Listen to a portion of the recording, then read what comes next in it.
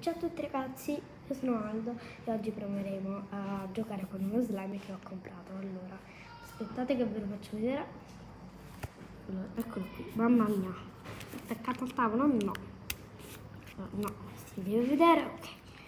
Mamma mia, sembra tipo, non lo potete sentire ma sembra, è liquido questo coso, tipo una cosa liquida, tipo una pappetta.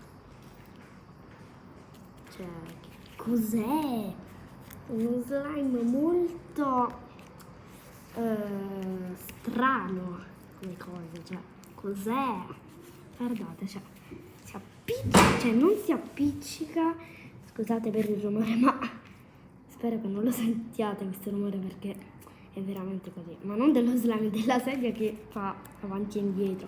Comunque, cioè, continuiamo a descrivere questo slime, è su, cioè si allunga, poi scende come se fosse uno slime allungabile da 1.000.000 di metri, tipo.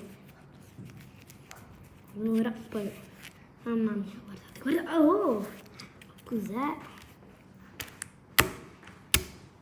C'è proprio una pappetta, cioè la vedete, è tipo una pappetta, sto coso, cioè io non capisco come fa a stare così, cioè, perché così liquido sto coso?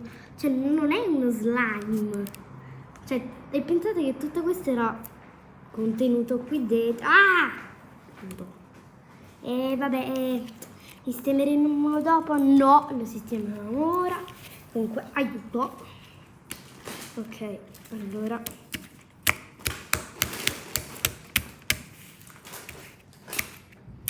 Ok, questo coso sembra tipo una ragnatela gigante. Benissimo! Siamo proprio... È perfetto a fare sta cosa. Guardate. Guardate, guardate.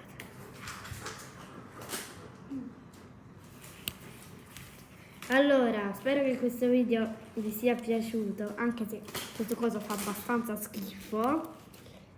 Iscrivetevi al canale, lasciate un bel like e ciao!